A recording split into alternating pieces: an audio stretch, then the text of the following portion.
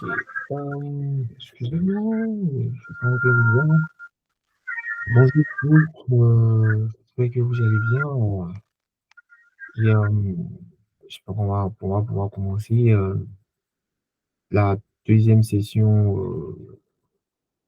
de l'ensemble de formations en communication digitale, comment créer une identité visuelle qui se distingue avec Andreas Boutienne, qui est consultant en communication visuelle, journalisme multimédia. Donc voilà, il est avec nous et on lui dit merci déjà pour sa disponibilité, vraiment. On voudrait en fait donner aussi un aspect non technique à nos développeurs qui se retrouvent aussi parfois face à ce genre de situation, une identité visuelle, développeur qui s'attend à vouloir créer en fait une start-up ou se mettre en communauté, et etc.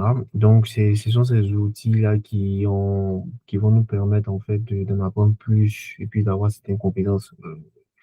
Parce qu'en tant que développeur, on n'est pas vraiment, arrivé à un moment, on n'est pas tout le temps sur le coude, mais arrivé à un moment, on se retrouve face à toucher un peu à tout, la communication, le marketing, etc. Donc, je ne vais pas m'étaler là-dessus. C'était juste mon intro.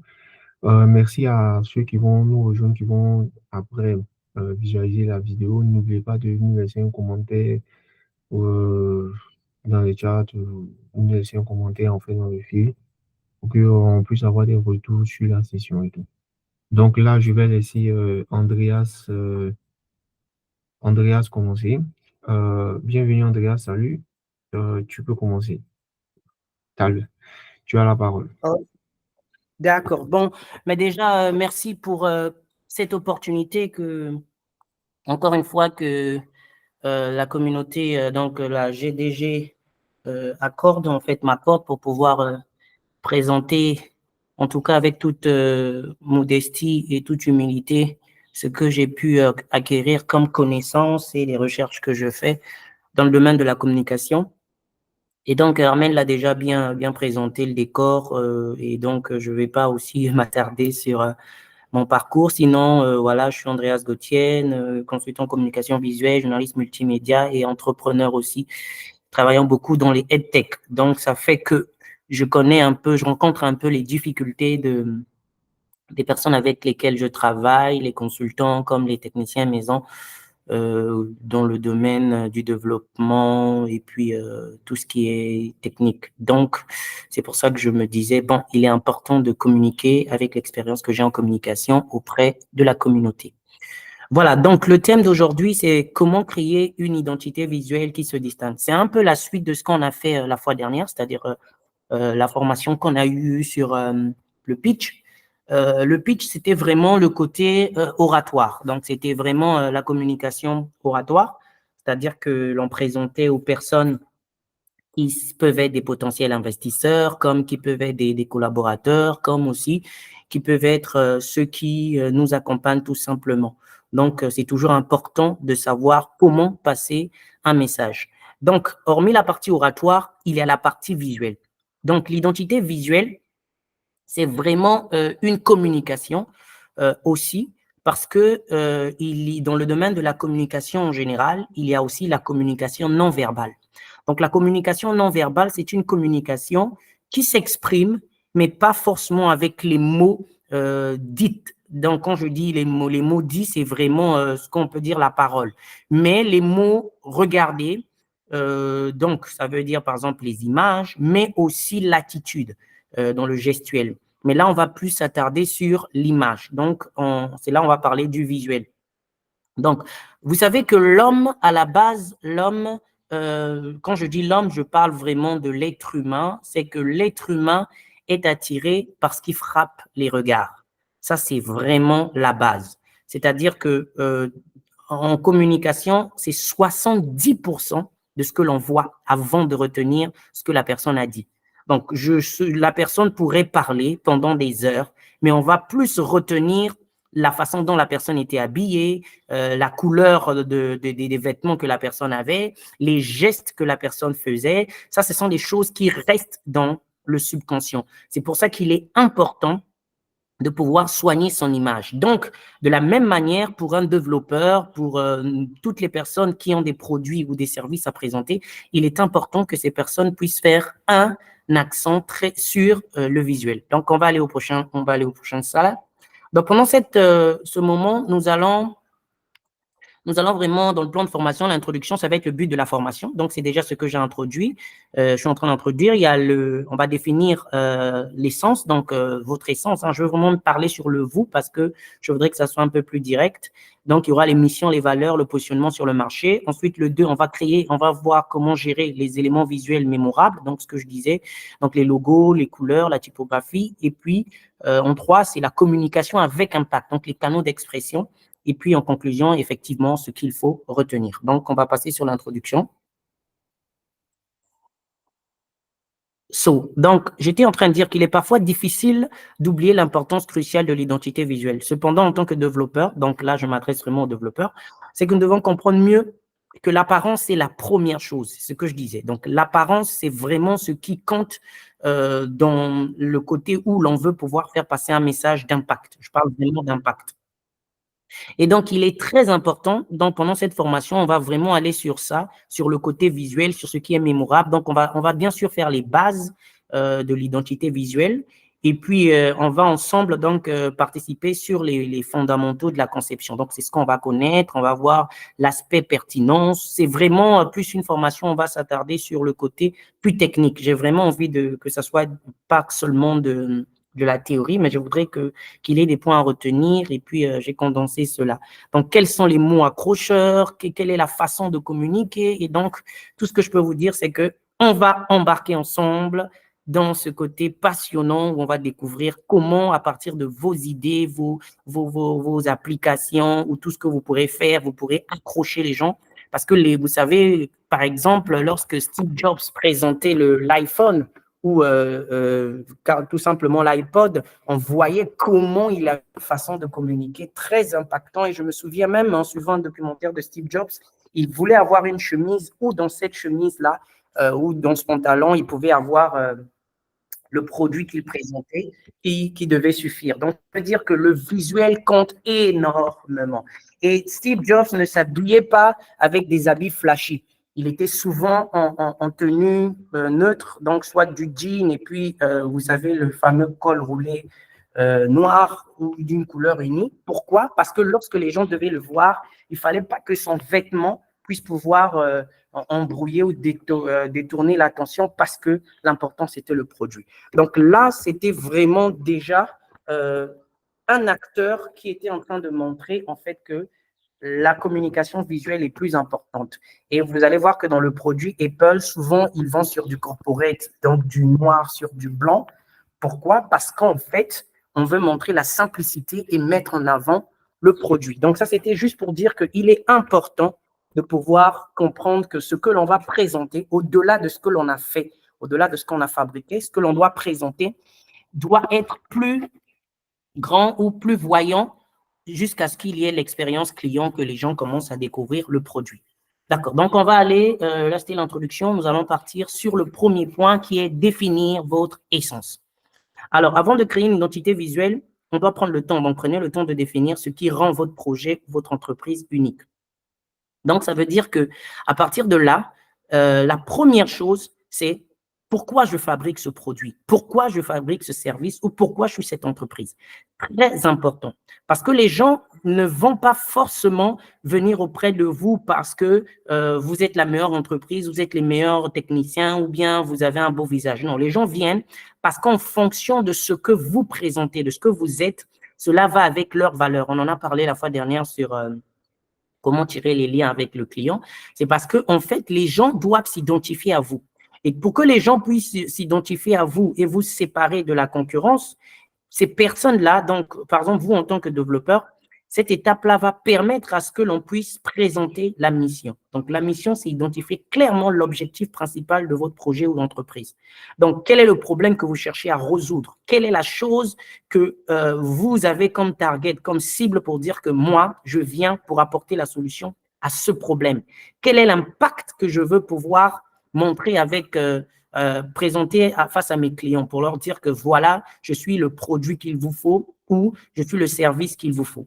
Donc, ça, c'est la première chose, c'est la mission. Donc, pourquoi il faut connaître sa mission? Parce qu'en connaissant sa mission, ça vous permet de ne pas vous disperser. Ça permet à ce que, lorsque vous allez présenter votre produit, sachez que, comme je le dis, tout est communication, tout. Votre façon de parler, votre façon de présenter votre texte d'introduction, votre façon de vendre votre produit, votre façon de le designer. Tout est communication parce que, comme je l'ai dit, il y a la communication verbale et non verbale. Donc, votre mission rentre dans les prérogatives de ce que vous allez vendre. Donc, en disant que moi, je veux, par exemple, apporter la solution à tous ceux qui ont du mal, par exemple, avec leur connexion Internet, j'apporte telle application ou j'apporte tel savoir-faire, c'est ça votre mission. Ça veut dire que tout ce qui concerne le secteur des problèmes de connectivité Internet, ça doit être quelque chose qui fait battre votre cœur et qui associe les clients qui ont le même problème et donc ils vont s'identifier à vous parce qu'ils auront l'impression que vous êtes celui qui se bat pour eux. Donc ça, c'est vraiment la mission. Et pour une entreprise, il est important de savoir que les investisseurs, ce qu'ils cherchent, c'est la mission. Parce qu'en connaissant votre mission, ils sauront à peu près où vous allez, donc pourront faire des études ou bien se projeter dans le futur parce qu'en sachant que ça, c'est un problème et celui qu'on va investir, celui dans lequel on va investir va bien à rester sur cette zone-là. Donc, c'est important la mission. Ensuite, les valeurs. Les valeurs, c'est vraiment, comme j'ai entamé tout à l'heure, c'est quelle est la chose que vous voulez mettre en avant pour accomplir votre mission.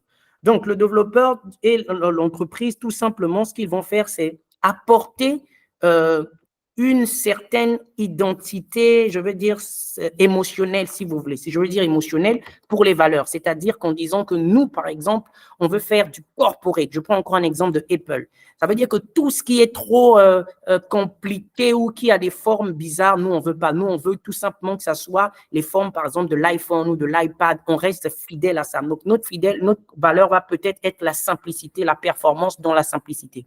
Donc, ça, c'est déjà, par exemple, une communication. Je crois que vous avez vu des affiches où il y a, par exemple, seulement dans un fond blanc, on met juste l'iPhone. Vous voyez? Souvent, ce n'est pas compliqué. On ne va pas faire… il y a eu des communications où ils étaient un peu plus flashy, comme par exemple, je me rappelle les écouteurs de l'iPhone où il y avait des fils là. À un moment, ils avaient fait avec beaucoup de couleurs. Ça, c'était un peu au début. Mais après, on a remarqué que Apple est vraiment resté dans du light, du corporate, du blanc, du noir, du gris vraiment, ou des couleurs unies. Donc, ça, c'est déjà la valeur, par exemple, de la simplicité et de la performance. Donc, bien sûr que les couleurs sont très importantes. On va voir ça plus tard. Et donc, ça nous permet de nous positionner sur le marché. Donc, en voyant la concurrence, par exemple, la concurrence, vous allez voir qu'avec Samsung, ils ont leur façon de communiquer. Et Apple aussi va garder sa communication visuelle pour montrer que ça, c'est du Apple. Et donc, ça, c'est très important. Ça permet à ce que les gens reconnaissent le produit, le service en fonction de l'image que cela présente. Prochain slide, s'il vous plaît. Donc, dans le 2, est-ce que déjà on a des questions pour le premier? Comme ça, on va de façon interactive. On a déjà des questions pour la première partie, s'il vous plaît? Non, c'est un truc que j'ai oublié de rappeler. Si vous avez des questions, vous pouvez directement les mettre dans le chat aussi. Aussi, vous pouvez lever la main, en fait, avec l'onglet lever la main. Voilà, comme ça. Voilà. Donc, n'attendez pas peut-être la fin. Dès qu'il a dit quelque chose, si vous avez une question, vous la mettez vous mettez la question dans le chat ou bien vous levez la main pour que, voilà, il puisse arrêter et puis vous expliquer en détail aussi, quoi. Donc, tu peux continuer, il n'y a pas de question pour le moment. All right. D'accord. Donc, dans le 2, c'est créer les éléments visuels mémorables. OK, là, c'est très important. C'est une partie où je souhaite souvent que les personnes puissent avoir, que les entrepreneurs ou bien ceux qui participent aux formations, souvent que je donne, puissent s'intéresser aussi sur la partie technique de ce qu'ils font comme activité, mais dans le visuel, ce que je veux dire par là, par exemple, il y a des applications comme Canva où on n'est pas forcément obligé d'avoir une connaissance assez poussée en tant que graphiste ou utiliser Photoshop, mais on peut pouvoir tout simplement faire des premières réalisations où aujourd'hui, avec les sites d'intelligence artificielle, on peut, pour des générateurs d'images, on peut commencer à voir des petites bases. Pourquoi je le dis? Parce que un designer ou un graphiste que vous allez, au lieu de l'embaucher ou de le recruter, qui va vous demander beaucoup d'argent calculé par heure, il est important déjà, vous, d'avoir ce qu'on appelle un canevas ou une maquette de ce que vous voulez présenter. Vous allez peut-être dire, OK, moi, je veux un logo qui va ressembler à ça, avec telle couleur, avec ceci. Ça permet au graphiste de pouvoir le perfectionner parce qu'effectivement, il y a des besoins techniques dont vos logos devraient répondre aux exigences, par exemple pour l'impression, pour les animations, les décompositions ou autres. Il faut qu'un professionnel, en tout cas, quelqu'un amateur qui sait utiliser les logiciels de PAO pour pouvoir les préparer, mais à la base, il faut déjà que vous lui présentez quelque chose. Ne venez pas dire à un graphiste, voilà, fais-moi n'importe quel logo et tout, alors que normalement aujourd'hui, vous, avec votre imagination, il y a vraiment les applications qu'il faut pour déjà avoir une certaine présentation. Donc, important de comprendre c'est quoi un logo. Parce que le logo, c'est vraiment vous, mais représenté. Quand je dis vous représenter, parce que il y a des gens qui sont spécialisés dans la communication visuelle. Moi, par exemple, j'ai fait ça une de mes spécialisations parce que le visuel s'exprime. Donc, par exemple, les logos en forme de cercle veut déjà dire que on est beaucoup plus dans l'unité. C'est l'unité, c'est le côté fermé. Donc, quand vous travaillez avec des personnes qui ont les mêmes valeurs que vous, de façon, je vais dire le mot subliminal, parce que les logos, effectivement, ont un impact dans l'esprit, les gens regardent et les gens sont captivés. Parce que, par exemple, en création de logos, il y a ce qu'on appelle le nombre d'or. C'est un nombre dans lequel, bon, on va peut-être pas parler de ça aujourd'hui, mais c'est un nombre qui permet à beaucoup de graphistes, beaucoup de designers de faire des réalisations en fonction du nombre d'or. Et beaucoup de logos à succès sont conçus à partir du nombre d'or. Le logo d'Apple, Microsoft, il y en a beaucoup en tout cas, qui sont partis sur le nombre d'or. Et donc, quand vous avez un logo, vous devez comprendre un peu le langage afin que votre logo, lorsqu'il sera conçu, puisse vraiment vous représenter. Et n'oubliez pas que le logo, ce n'est pas quelque chose qu'on change tout le temps. C'est quelque chose qui va rester pendant longtemps. Donc, il est vraiment important de choisir son logo et de savoir qu'il ne ressemble pas vraiment à un logo déjà existant sur le marché, de peur d'apporter la confusion. Donc, souvenez-vous, comme je l'ai dit au début, que votre communication visuelle, c'est vous. Donc, il ne faut pas trop que votre image ramène à quelqu'un d'autre, surtout si la personne est sortie avant vous. Donc, c'est important de pouvoir personnaliser votre logo parce que c'est votre personnalité. Et donc, il est important de savoir que le logo, c'est une icône. C'est vraiment vous, quoi. Donc, quand on voit votre logo, on sait, ça, c'est Google. Par exemple, Google, on sait que c'est Google. Même si Google utilise des déclinaisons, mais on connaît les couleurs de Google, on connaît les formes de Google, on sait que ça, c'est Google. Donc, ça, c'était vraiment, j'entamais dans le domaine des couleurs parce que les couleurs ont une importance. Vous allez voir que par exemple, en graphisme, la couleur jaune ou orange, c'est les couleurs vraiment beaucoup plus de communication. Donc, le noir, c'est la sérénité, c'est le côté classe. Le vert, c'est vraiment le côté écolo, le côté ouvert. Donc, il y a beaucoup de significations de couleurs. Et ça, vous pouvez trouver ça sur Internet, vraiment les types de couleurs et leur signification. Ça vous permet aussi, en fonction de votre personnalité, de l'image de votre entreprise, d'identifier votre entreprise en fonction d'une couleur. Si vous savez que notre entreprise veut être plus événementielle, veut être plus, je ne sais pas, dans la santé. Par exemple, dans la santé, vous n'allez pas prendre plusieurs couleurs. Dans la santé, il y a souvent le vert, il y a souvent le bleu. Donc, c'est des choses où il faut connaître parce que votre produit, lorsqu'il est bien travaillé techniquement et qu'il est bien présenté, c'est difficile qu'il puisse passer inaperçu parce qu'il y a une certaine identité. Et ça, les professionnels le reconnaissent et ça permet à ce qu'on vous considère aussi comme professionnel. Next slide, please. Prochain slide, voilà. Et donc, la typographie, c'est vraiment tout ce qui concerne les textes, tout ce qui concerne le positionnement des textes. Quelle est la police? On dit souvent la police. Donc, c'est vraiment ce qui contribue à l'identité visuelle. Parce que ça va permettre à ce que les gens voient aussi ce que vous voulez communiquer comme message. Parce que si je prends un exemple, vous allez prendre des polices, par exemple, trash ou des polices qui ont beaucoup de grimaces, mais vous êtes dans le domaine, par exemple, vous faites des applications pour la banque. Tu vois, ça passe pas. Ça passe pas du tout parce que ça va paraître comme si vous preniez moins au sérieux ce secteur-là. Donc, alors que peut-être que non.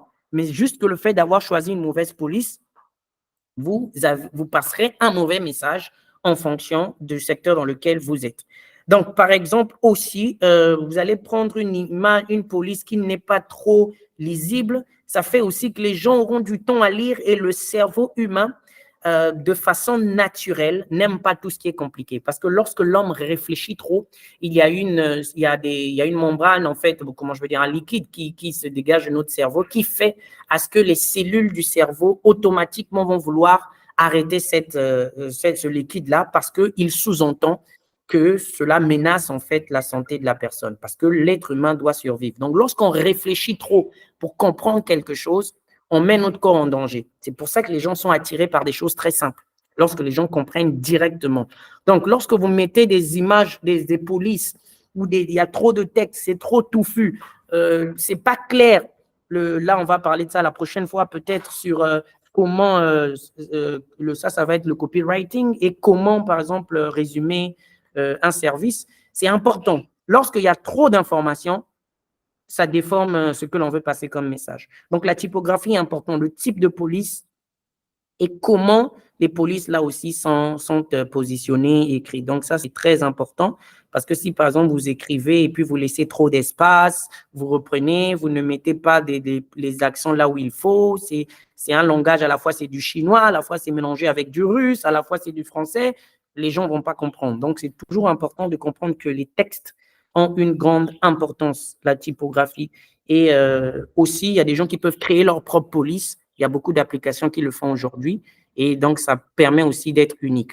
Donc, dans les graphiques, vraiment, donc le côté graphique, c'est comment on peut pouvoir avoir les formes pour pouvoir contribuer, associer cela au logo. Donc, c'est vraiment une harmonie avec les logos, les graphiques. Donc, je vais vous prendre un exemple avec des graphiques dans le domaine, par exemple, Google. Oui, Google utilise beaucoup les graphiques, c'est-à-dire les cercles, les carrés, les triangles. Ce sont des formes géographiques qui sont accompagnées pour associer la typographie avec les logos. Donc, c'est ce qui fait une certaine cohérence. Par exemple, là, sur le ciel, vous voyez, il y a des cercles en bas, il y a des étoiles à gauche. En haut, il y a deux signes. Ça, là, tout ça, c'est ce qu'on appelle les graphiques. Donc, c'est vraiment ce qui accompagne le logo et accompagne la charte graphique. Donc, la charte graphique, c'est vraiment l'identité visuelle. Une entreprise, lorsque vous créez une entreprise, vous devez avoir une charte graphique. Et la charte graphique, c'est vraiment, comme on dit, l'identité de l'entreprise de façon visuelle. Et puis, on associe souvent la charte éditoriale qui est, par exemple, la façon d'écrire, le style d'écriture. Est-ce qu'on prend un style beaucoup enfant, par exemple, si on est dans le domaine des enfants, on va utiliser une identité beaucoup plus enfant, à couleur et tout. Donc, tout ça, ça va dans la charte éditoriale qui s'associe à la charte visuelle. Prochain slide, s'il vous plaît.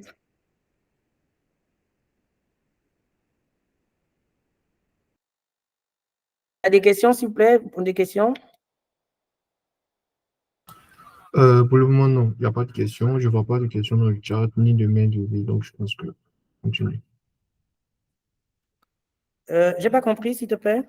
J'ai dit qu'il n'y a pas de questions, il n'y a pas de questions dans le chat, pas de main levée aussi. Donc, je pense qu'on peut continuer. D'accord, ok. Bon, je demande toujours les questions parce que des fois, j'ai l'impression que je cours.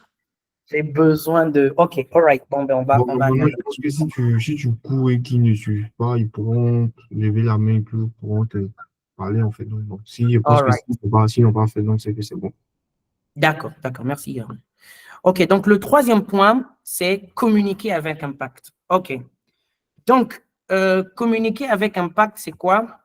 C'est déjà savoir que la cible que je touche, c'est vraiment celle que je veux toucher. Parce que je ne veux pas, on ne va pas perdre du temps en train de préparer une présentation, de faire des graphiques et faire tout ça. Et voir qu'à la fin, les personnes que je voulais toucher, l'investisseur que je voulais avoir, les clients que je voulais avoir, je ne les ai pas eus. Donc là, on aurait vraiment perdu le temps. Donc, il faut sélectionner sa cible et adapter son langage en fonction de sa cible. Donc, ça fait que ce que l'on va créer, on puisse pouvoir mettre, si vous voulez, un identifiant en fonction des personnes. Je vais prendre un exemple. si par exemple, je suis en train de faire un truc concernant les Africains et que je veux toucher les Africains, je vais peut-être faire des choses avec des couleurs africaines, avec un langage africain, avec des formes ethniques africaines, des masques africains, parce que ma cible, c'est les Africains. Donc, ça va être pour nous si vous voulez, comment je vais dire ça, un panneau, voilà, un panneau de direction qui va permettre à ce que je puisse agir avec impact en fonction de ma communication visuelle. Donc, au-delà de ce qui est beau, au-delà de ce que l'on peut vraiment communiquer avec beaucoup d'émotions, beaucoup d'engagement, voilà en fait ce que je veux dire, les points où on peut avoir une influence assez significative. Par exemple, la présence sur le web. Pourquoi j'ai pris la présence sur le web? Parce que je sais que nous tous, bon, déjà la majorité de notre génération, c'est Internet, mais aussi pour la communauté Google, on ne peut pas faire sans Internet. Donc, le web, c'est la première chose ou le premier endroit où on peut pouvoir s'exprimer. Donc, faire des visuels en fonction d'Internet. C'est-à-dire qu'on va créer des visuels avec des bons rendus pixels, des bons rendus en qualité adaptés pour l'Internet. Donc, quand je parle d'Internet, déjà, je parlais des sites web. Donc, c'est très important lorsque, par exemple, on a un site, donc, par exemple, ça peut être un site vitrine ou bien un site interactif, peu importe. Il faut vraiment que ce site-là puisse aller en fonction avec nos formes graphiques, nos visuels et les messages qu'on veut pouvoir faire passer. Donc, donnez-moi par exemple un site, je ne sais pas, que vous visitez souvent, un nom, je ne sais pas, est-ce que vous pouvez me donner un nom d'un site que vous aimez bien? Je sais pas. Dans le chat, est-ce qu'il y a quelqu'un qui a le nom d'un site? On pourrait parler en fait de Cloud Google, le site de Google Cloud. Voilà, donc bon, le site par exemple, tu as dit lequel, excuse-moi? Le site de Google Cloud. Voilà, bon, par exemple, le site de Google Cloud, bon, Cloud, vous pourrez peut-être aller après. Vous allez vous rendre compte que ça va avec la charte graphique de Google, forcément. Donc, ça veut dire que le site, c'est comme si c'était un bureau en ligne. Et c'est important de pouvoir emmener les gens vraiment à cette image-là. Voilà. Donc, sur le site, là, on voit déjà, par exemple, la barre, là, par exemple, remonte un peu, s'il te plaît. Voilà. Là, vous allez voir, par exemple, on a le rouge, bleu, jaune. Voilà. Ça, pourtant, ce n'est qu'une ligne. Elle pouvait être unicolore, mais ils ont mis des couleurs différentes parce que ça rappelle tout simplement Google. Donc, vous voyez, là, ils sont dans le corporate, mais ils gardent toujours la charte graphique. Et même lorsque vous voyez en haut la photo de profil, vous allez voir qu'autour aussi, là où il y a juste la photo de Armel, là, vous allez voir qu'il y a aussi le rouge, le jaune, le bleu, le vert. Donc, c'est vraiment ça, c'est simple corporate, mais ça va avec l'image que l'on veut pouvoir faire passer. Donc, ça, ce sont les formes graphiques. C'est bon, on peut repartir sur le slide. Donc, c'est vraiment ce que je partageais là sur le domaine du site. Et sur les réseaux sociaux, c'est la même chose. C'est-à-dire que vous allez faire des visuels, vous allez faire des choses en forme dans les règles du réseau social, mais forcément avec un rappel, toujours, soit la couleur, soit les formes de ce que vous voulez communiquer. Pourquoi? Parce que les gens, en regardant, doivent reconnaître déjà que non, c'est Google. Pas besoin que la personne se mette vraiment à chercher ou à compliquer. Même, vous allez voir que même là où nous sommes, là, vous voyez, quand il y a le profil GDG pour le Google Dev, vous voyez ces comas là, c'est les mêmes couleurs en fait. C'est toujours du rouge, du bleu, du vert et du jaune. Voilà, ce sont vraiment les couleurs de Google. Donc, c'est très important de savoir que vos formes, vos couleurs vont présenter votre produit sans même que vous ayez beaucoup à dire. Donc, ça, c'est déjà la première chose. Prochain slide. Voilà. Et donc là, c'est dans les publicités. Donc, où que ce soit sur une plateforme en ligne, hors ligne, où les publicités doivent refléter l'identité visuelle. Donc, important. Vous pouvez avoir un panneau et sur ce panneau, il y a juste, par exemple, les 4 couleurs et puis en bas, on met le logo Google. On sait déjà, ça, c'est l'univers. Et puis, on peut écrire, par exemple, rentrer dans l'univers Google ou bien adaptez-vous à différents modes. On peut juste mettre cette phrase, on met les différentes couleurs, on dit adaptez-vous à chaque mode. Ça peut être une publicité pour un truc de développement. On peut se dire, ah, donc en fonction de ce texte, en fonction de ces couleurs, ça veut dire, par exemple, qu'on peut avoir plusieurs univers. Vous voyez, donc ça, c'est des choses qui doivent toujours toucher la psychologie de la personne parce que la personne s'est habituée avoir les couleurs du produit. Donc, sur le produit, effectivement, comme je le disais, c'est qu'on doit avoir aussi cette charte-là. Il ne faut pas que Google arrive sur du noir et puis on écrit Google en blanc. C'est un peu bizarre, quoi. Il faut toujours qu'il y ait soit, il y aura 3 points qui vont ou 4 points qui vont être de couleur. C'est important parce que ça va avec le logo Google. Donc, les designs doivent renforcer l'image de marque et ça fait à ce que les gens, dans leur tête, c'est comme du Gucci. Quand vous voyez Gucci, vous voyez Louis Vuitton, des fois, ils écrivent pas Gucci, Louis Vuitton, mais le fait de voir les G ou de voir ces formes marron, on sait que ça, c'est du Gucci, c'est du Louis Vuitton. On passe au prochain slide. Donc, ça va être la conclusion. Voilà, donc dans la conclusion, vraiment, ce que je voulais partager, c'était vraiment qu'il faut, premièrement, en résumé, c'est définir l'essence. Donc, définir l'essence, c'est vraiment le positionnement des valeurs, la mission, c'est très important, car les gens vont s'identifier en fonction de ça. Et le 2, c'était créer les éléments visuels mémorables. Donc, je parlais de la conception et dans le domaine de la conception, vous devez aussi avoir une orientation pour les graphistes ou les autres là. Ne n'attendez pas que le graphiste vous pende quelque chose en fonction de ce que vous lui avez juste dit, mais montrez-lui toujours en fonction de ce que vous avez pu générer vous-même parce qu'il doit comprendre votre esprit et s'y plonger. Et moi, j'ai fait un peu de graphisme. Et vraiment, on demande souvent le cahier de charge. Et dans le cahier de charge, c'est là où on met les couleurs, la forme souhaitée, la personne écrit, le client écrit, et à partir de là, on peut bâtir une charte graphique. Et le dernier point, c'était vraiment communiquer avec impact sur les réseaux sociaux, sur Internet, parce qu'Internet, ça va vite et ça vous coûte moins d'argent par rapport à faire un panneau forcément dans la ville. Mais avec Internet, vous êtes un peu partout, comme notre frère, par exemple, de la Guinée. Sur Internet, vous pouvez le toucher forcément. Donc, c'est un peu ça que je voulais partager pendant cette formation. C'est vrai que je pense que j'ai un peu couru, mais ce que je voulais, c'était faire passer cette information. Et puis, je suis ouvert là aux questions que vous pouvez poser. Voilà, à vous la parole. Merci, merci, merci, merci, merci beaucoup, Étienne, Gautienne, pardon, Andreas, pour cette présentation sur comment créer une identité visuelle unique. Est-ce qu'il y a des questions dans le chat? Est-ce que, je crois qu'il y a une main levée. GDG Cloud Abidjan, vas-y. Oui, merci, Yara, merci, monsieur Gauthier. Donc, ma question est la suivante. Au cas où vous avez des clients ou une entreprise qui ne vous donne pas en fait de cahier de charge, ils vous disent juste, nous voulons un logo, par exemple, nous sommes je dis n'importe quoi, dans la vente de vélos. Bon, on n'a pas de couleur spécifique, on n'a pas de typographie, on n'a pas juste essayer de réfléchir comment est-ce que vous pouvez faire ça sans cahier de charge. Est-ce que dans ce cas-là, on pourrait vraiment réaliser quelque chose qui puisse aller avec l'idéologie de l'entreprise?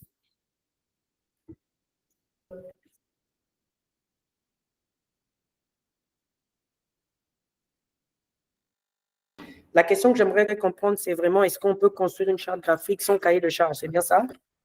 Oui, oui, c'est ça.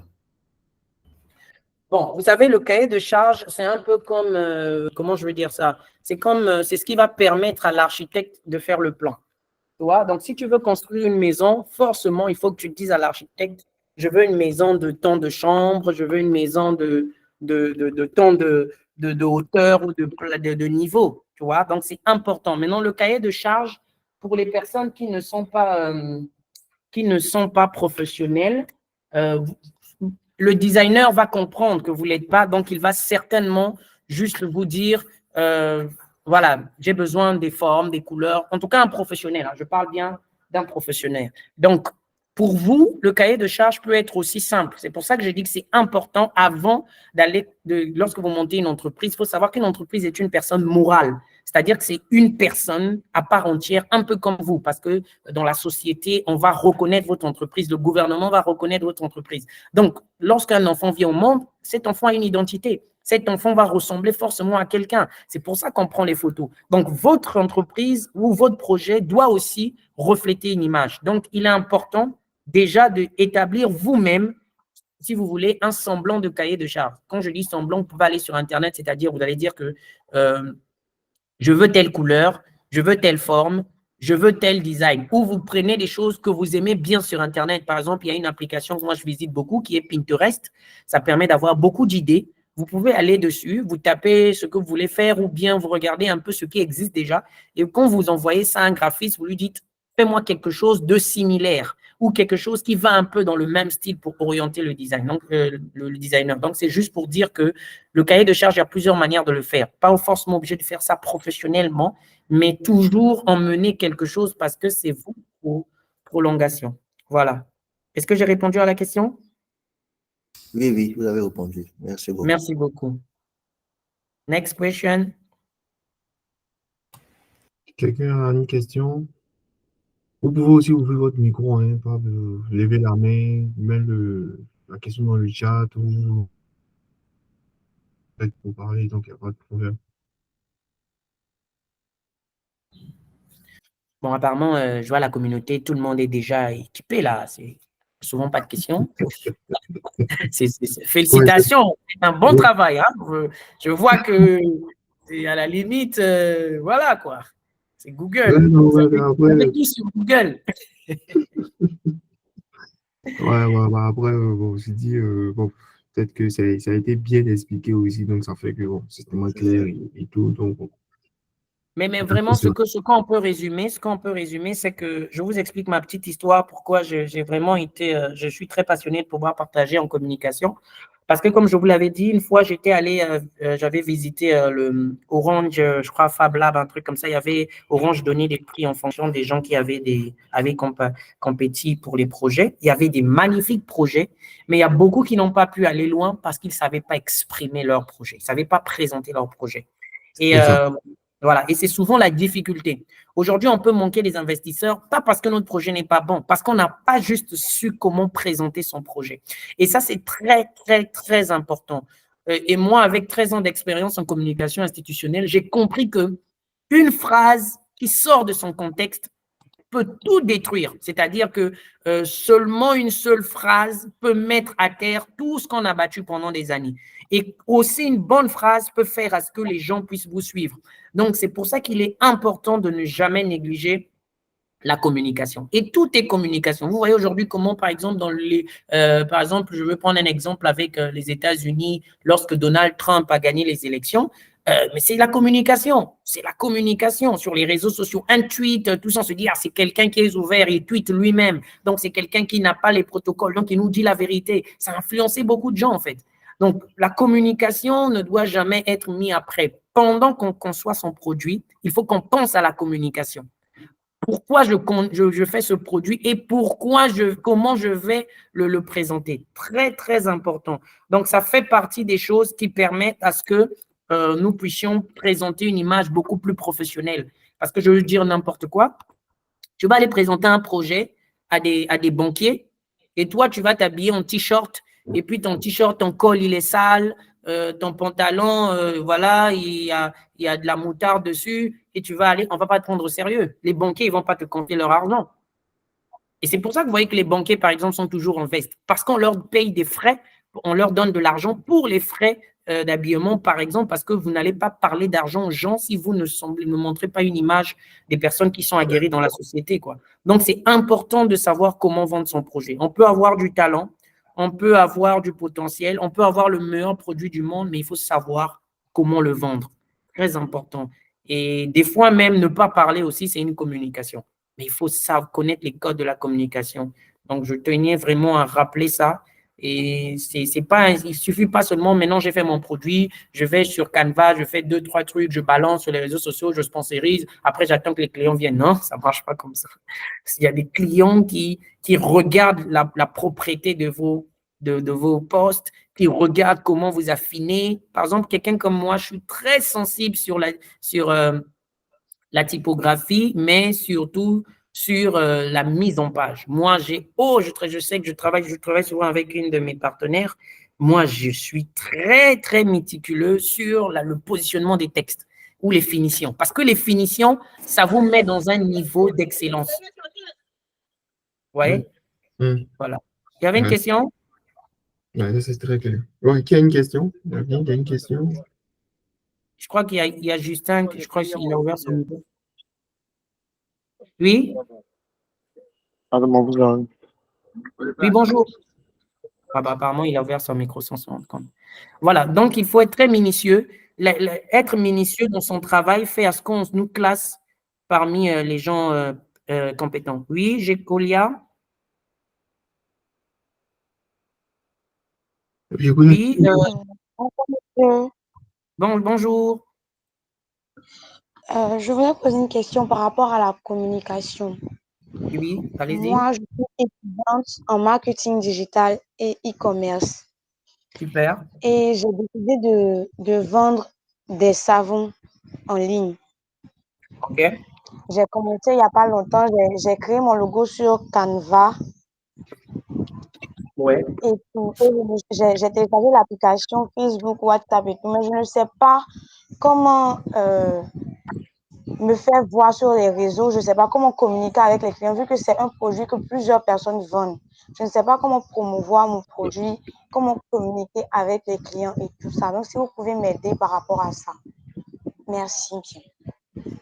Déjà, là, merci pour ta question et puis félicitations pour l'initiative de pouvoir se lancer. C'est très bien et se lancer avec les moyens qu'on a. C'est une bonne politique.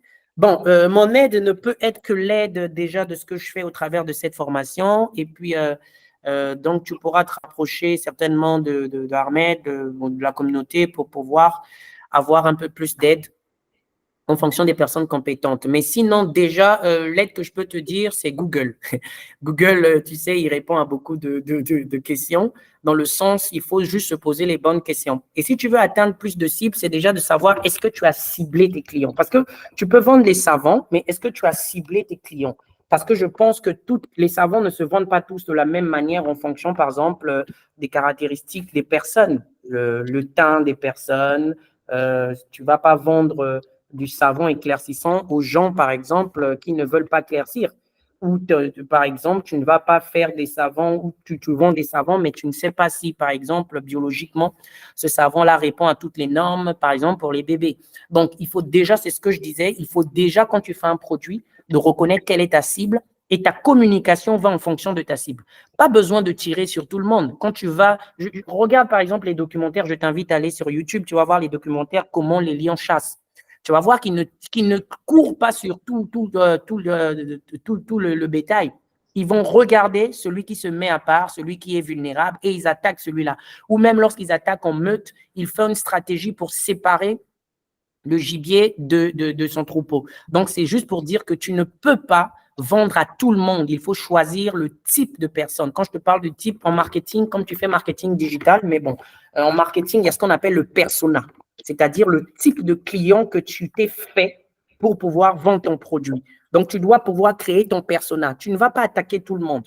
Tu vas dire, si tu veux faire du mass market, ça veut dire que, OK, je veux toucher toute la cible. Tu vas aller sur une communication toute la cible. Et donc, par exemple, tu vas choisir, par exemple, TikTok. Et donc, TikTok, dans ton contenu de TikTok, tu vas faire des réels, tu vas faire des formats téléphone verticaux. Tu vas pouvoir vendre en fonction de cette cible et aussi pas n'importe quelle vente. Tu vas faire des ventes, par exemple, directes où tu cibles les gens. Après, tu vas en back office et puis tu leur proposes dans leur inbox.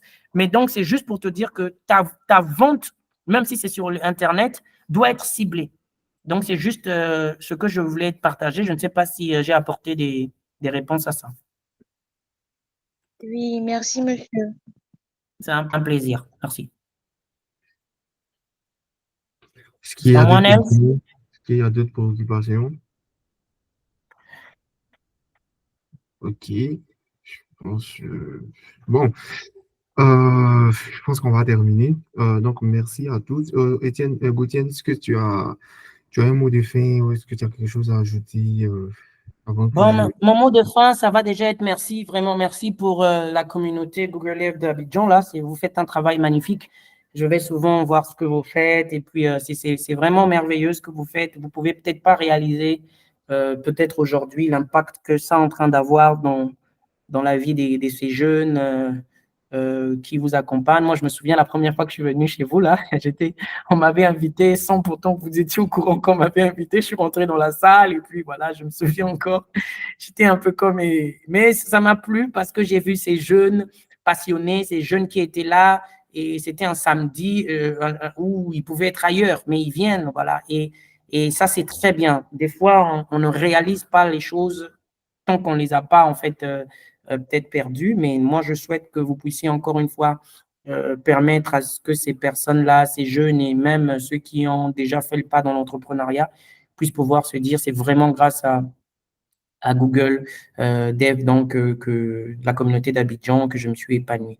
Et donc, c'est vraiment ce que je voulais ajouter, vous encourager, vous dire que je serai toujours disponible, en tout cas avec la mesure du temps qu'on peut avoir pour participer et je vous ferai une liste des prochains thèmes, toujours autour de la communication. Par exemple, l'art oratoire, comment parler, comment augmenter le débit de la voix, comment faire descendre, pourquoi mettre un peu d'humour, pourquoi des fois créer du suspense, pourquoi, comment raconter des histoires. Donc, il y a beaucoup de thèmes qu'on va développer. Et puis, par exemple, les communications de crise, comment écrire un communiqué de presse. Il y a tellement de choses qu'il faut savoir parce que on ne va pas écrire une lettre à une banque ou un investisseur ou au client de la même manière. Donc, c'était ça. Merci beaucoup et puis à très bientôt. Bye. Super, merci beaucoup, merci Andreas, merci à tous ceux qui nous ont rejoints. Merci à GDG Cloud Abidjan, GDG Cocody, GDG Bassam, Zikias, Louis, Justin, Gépolia, Germain. Merci à tous. Et puis, restez connectés à nos différentes pages pour recevoir en fait les informations sur les événements à venir. Je crois que on aura un autre événement qui vient très bientôt. Donc, connectez-vous à notre page. Donc, le dimanche 14 à partir de 20 GMT, on aura les brevets du cloud. Il y a eu l'événement Cloud Next, il y a eu des nouveautés au niveau de Google Cloud. Donc, ce ne sera pas une session technique, mais on viendra en fait vous partager ce qu'on a vu, ce qui est intéressant aussi qu'on a retenu en fait de cet événement-là. Donc, on se retrouve le jeudi. Le lien se trouve dans le chat. Vous pouvez déjà vous abonner le jeudi à partir de 20 GMT. Ce sera entièrement en ligne. En C'est le dimanche. Voilà. Donc, le lien est dans le chat. Donc, cliquez là-dessus, inscrivez-vous, abonnez-vous à notre page et puis on se dit à dimanche. Passez un excellent week-end. Bye bye.